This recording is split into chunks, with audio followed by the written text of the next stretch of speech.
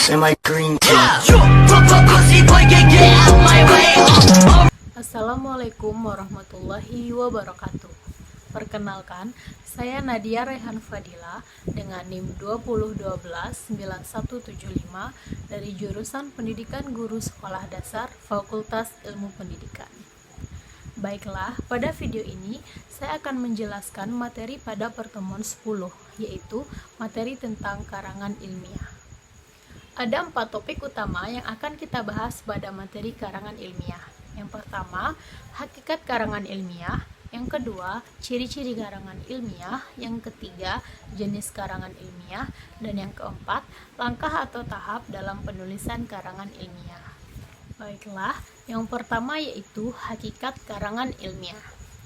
Karangan ilmiah merupakan suatu karangan yang memuat dan mengkaji suatu masalah tertentu dengan menggunakan kaidah-kaidah keilmuan atau prosedur ilmiah. Kaidah-kaidah keilmuan itu seperti metode ilmiah, bahasa Indonesia baku, kata tulis ilmiah, objektif, logis, empiris, sistematis, lugas, jelas, dan konsisten. Selain itu, karangan ilmiah adalah karangan ilmu pengetahuan yang menyajikan fakta dan ditulis menurut metodologi penulisan yang baik dan benar. Dilihat dari segi kebenaran ilmiah, karangan ilmiah haruslah ditulis dengan pikiran yang jujur, data yang akurat, dan logika yang benar. Karangan ilmiah yang ditulis dengan pikiran yang jujur berarti bahwa isi atau situasi persoalan yang disajikan dalam karangan itu disampaikan dengan kejujuran ilmiah. Karangan ilmiah yang ditulis dengan data yang akurat berarti isi atau substansi yang disajikan selalu didukung dan bertolak dari data yang akurat. Sedangkan karangan ilmiah yang ditulis dengan logika yang benar berarti bahwa isi atau substansi persoalan disajikan dengan logika berpikir yang benar. Hal ini berarti bahwa kebenaran dalam karangan ilmiah adalah kebenaran yang objektif sesuai dengan data dan fakta. Yang kedua yaitu ciri-ciri karangan ilmiah.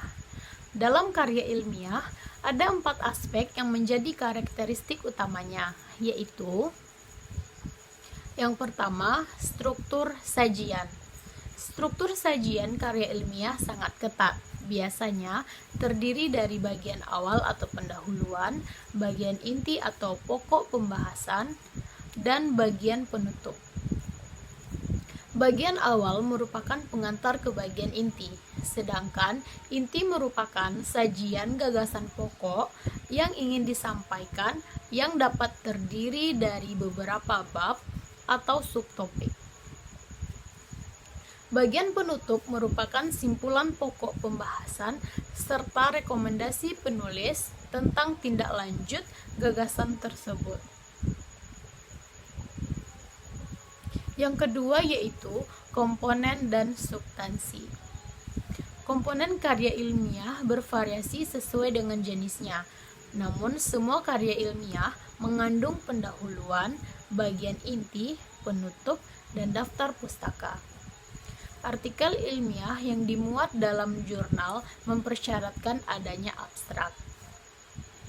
Yang ketiga, sikap penulis.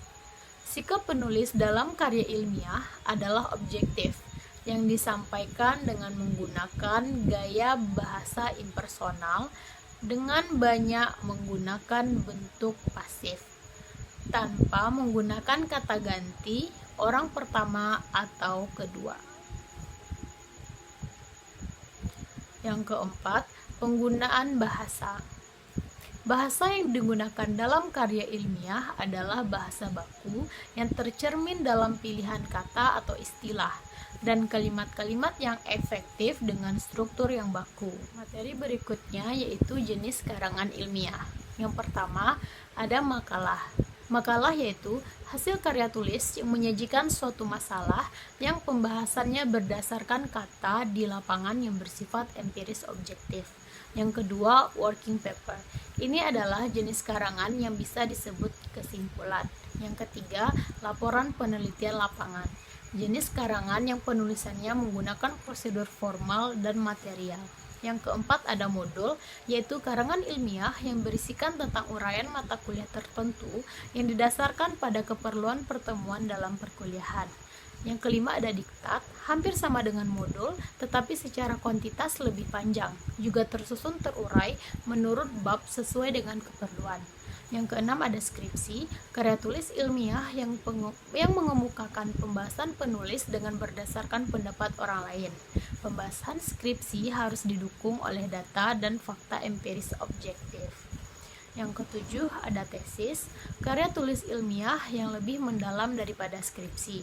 Dalam tesis ini akan diungkapkan pengetahuan baru dari penelitian sendiri.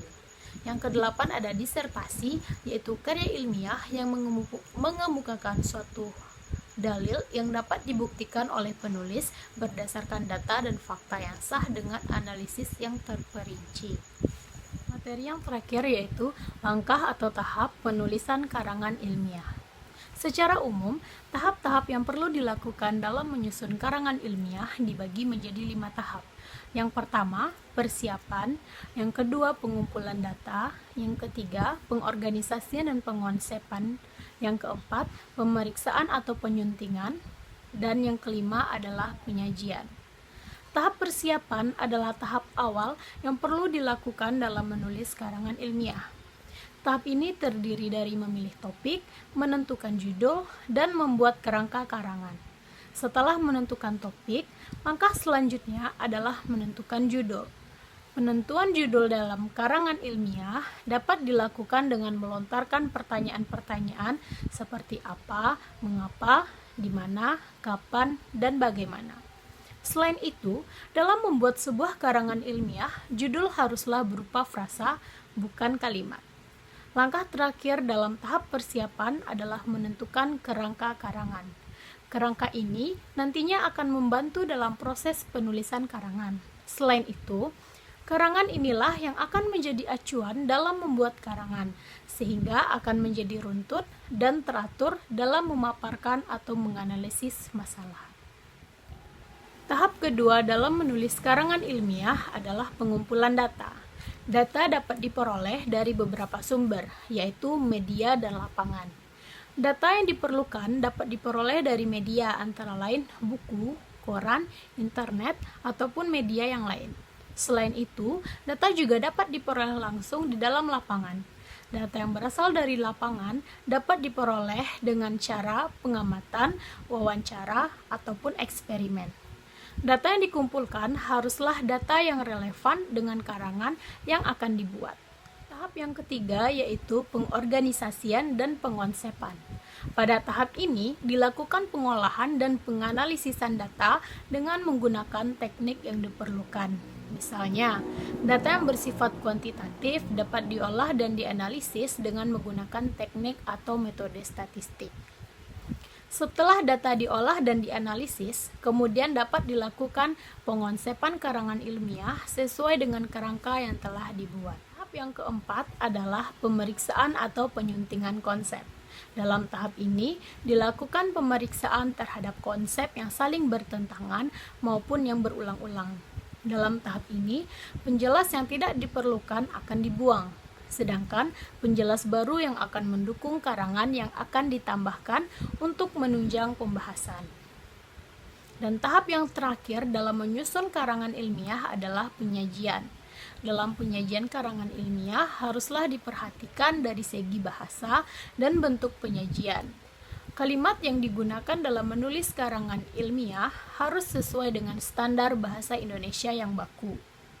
Sedangkan dalam bentuk penyajian perlu diperhatikan urutan unsur-unsur karangan dan ketentuan yang berlaku. Baiklah, sekian pemaparan materi mengenai karangan ilmiah dari saya. Mohon maaf atas segala kesalahan. Wabillahi taufiq wal hidayah. Assalamualaikum warahmatullahi wabarakatuh.